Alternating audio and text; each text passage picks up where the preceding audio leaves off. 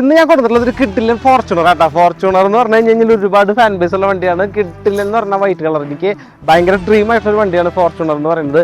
ഞാൻ ആഗ്രഹിക്കുന്ന ഒരു വണ്ടിയാണ് മേടിക്കാനായിട്ട്. Type 2 Fortuner. എനിക്ക് ടൈപ്പ് 3യോടും അത്ര വലിയ താല്പര്യം കുറവാണ്.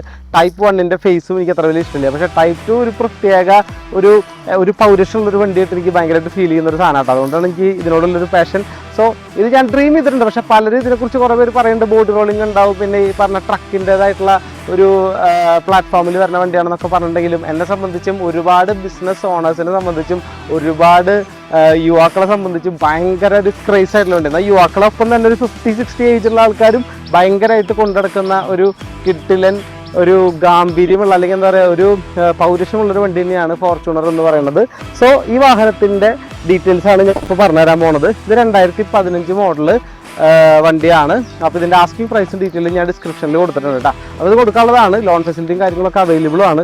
ഇൻറ്റീരിയർ കണ്ടോ, നല്ല നീറ്റ് ആൻഡ് ക്ലീൻ ആയിട്ടുള്ളൊരു ഇൻറ്റീരിയറാണ്. 10 കൊല്ലം വണ്ടിക്ക് 11 കൊല്ലം പഴക്കം വരുന്നുണ്ട്. അപ്പോൾ ഈ 11 കൊല്ലം പഴക്കത്തിൻ്റെതായിട്ടുള്ള ചെറിയ ചെറിയ കാര്യങ്ങളാണ് വരുന്നത്. ഫ്രണ്ട് ഡ്രൈവിംഗ് സീറ്റ് മാത്രമാണ് ഇലക്ട്രിക് വരുന്നത്. പിന്നെ 4 ഡോർ പവർ വിൻഡോ കാര്യങ്ങൾ ആണ് വരുന്നത്. ഓട്ടോമാറ്റിക് ഡീസലാണ് വണ്ടി വരുന്നത് കേട്ടോ. ഇത് ആക്ച്വലി റീ രജിസ്ട്രേഷൻ ആണ്.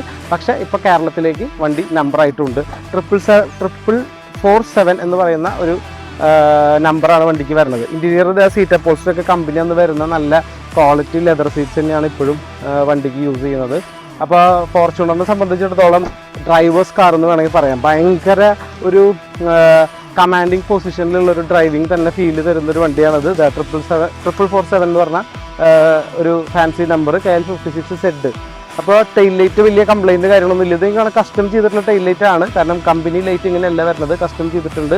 3 ലിറ്റർ 3000 cc ഉള്ളൊരു കിഡിലൻ പവർഫുൾ ഡീസൽ എഞ്ചിനാണ് ഇതിൻ്റെ ഉള്ളിലിരിക്കുന്നത്. അപ്പോൾ ഇത് ഓടിക്കുമ്പോൾ പറഞ്ഞു കഴിഞ്ഞാൽ ഈ highway, Bangalore highway, Hyderabad highway കൂടെ ഇങ്ങനെ പോകുമ്പോൾ കിട്ടുന്നൊരു ഫീല് വേറെ ലെവൽ തന്നെയായിരിക്കും. അപ്പോൾ ടയർ കണ്ടീഷൻ അത്യാവശ്യം ഉണ്ട്, അലോയ്സ് വരുന്നുണ്ട്. അപ്പോൾ ഇൻറ്റീരിയർ നിങ്ങളെ കാണിച്ചു തന്നു കഴിഞ്ഞു.